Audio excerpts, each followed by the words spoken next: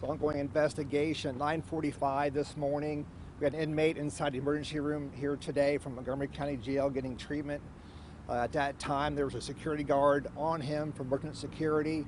The inmate was able to get the gun away from the armed security guard, shot the security guard, and then shot himself here in the parking lot behind me in the emergency room. At this time, the inmate is deceased from his gunshot wound that was self-inflicted. And at this time, I cannot give a condition yet on the actual emergency security guard. A few questions, and I'm going to hand over to Miami Valley Hospital, Michael Ewell, for more questions about the hospital. The emergency security guard then is contracted employee or worker at MVH? He's an actual contract employee of Montgomery County Sheriff's Department. Okay. Yeah. Yeah. So they brought him over here from the jail for treatment? About 1 o'clock this morning, he was brought over from the Sheriff's Department, and the guard was actually placed on him at that time for emergency security. The actual taking of his weapon and the shooting of the security guard, did that happen inside the ER? That is correct. And then the man came outside and administered a self-inflicted gunshot wound? Yes, in the parking lot. Okay. Do you know how many shots were fired inside? I'm not going to say at this time how many shots were fired. Do you know why he was being treated? At this time, I cannot share why he was being treated. Do you know why he was being held at the jail? I do. Are you able to share that with us? Probation violation. Can you go back to the very beginning, what you said about how he got out of the room? At this time, it's still under investigation, so we don't know exactly how he was able to get a hold of the security guard's gun. We just know about 9:45 this morning, that's when this actually happened. We're still investigating how it happened, why was he not handcuffed and that type of thing. Was there some concern about, did you have officers that responded, or did you have officers already here? We had actually officers already here for a separate meeting, incident, if you will. Yeah. Okay, and so they responded as the word came in that there was a problem? Well, yeah, I will say, we were here immediately. Miami Valley Hospital, their police department, they were right here when this all happened as well.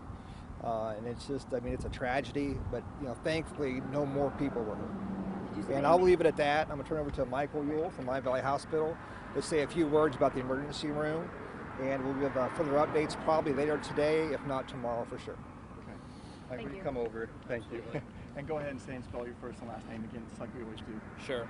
Good afternoon. My name is Mike Ewell, UHL. I'm the president of Miami Valley Hospital. I wanted to let everyone know that the hospital is safe and secure. Currently, we are rerouting EMS agencies only to other area hospitals while we're cooperating with Montgomery County and Dayton Police on the ongoing investigation. We do expect, and our goal is to try to return to normal operations in less than 2 hours. As you heard from the major, the situation was quickly mitigated, so there were no other impacts to our campus. It was self-contained to the emergency department. No staff members were injured, and again, no other patients or team members across our facility were impacted, and everything is safe, and the campus is safe and secure. Do you all typically have deputies from the Montgomery County Sheriff's Office? Is that usually who helps you guys with security here? We have our own campus police division. Any given time, just by the nature of the emergency department, it is not unusual for us to have deputies and/or Dayton Police within our emergency department for various reasons. Are you able to say anything about the condition of emergency security?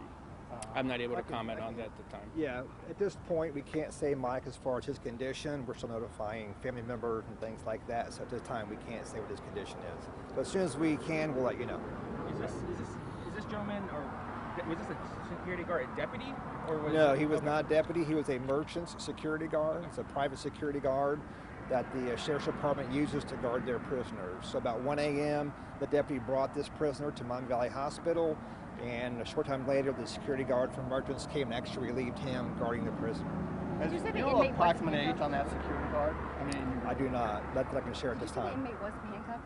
I'm sorry? Did you say that? We're trying to figure out. Okay. Yeah, as a general rule, they are handcuffed at all times, at the hospital. Sometimes that is changed depending on what kind of medical procedure is taking place. So we're still investigating how he became unhandcuffed and how he got a hold of the security guard's gun. Does he have a violent history at all? I can't comment yet on his criminal history. No age of him at all yet? Not yet, no. Mike, can you tell us about the ER itself? I know there's cameras, at least in some areas of the ER, but I don't know if it would be in an individual room where this gentleman might have been. Can you talk about that just a little bit? We do not have any cameras in patient rooms or any treatment areas. We do have, obviously, cameras across our campus in main corridors and hallways. Okay. And the reason you don't have them in the room is part of privacy? Patient privacy and patient confidentiality, yes. And we as the hospital and Premier Health are going to continue to cooperate with Dayton Police and Montgomery County Sheriffs on the ongoing investigation. Do you know off the top of your head when something like this has happened? Has there been a shooting outside the hospital at any time you can remember? We have not had any recent shootings outside the hospital. We obviously, as part of our safety protocols and training, provide training to our staff and have protocols in place when these incidents do unfortunately happen. All right, thanks, guys. Thank you. Thank Thank you, you. guys. Thanks.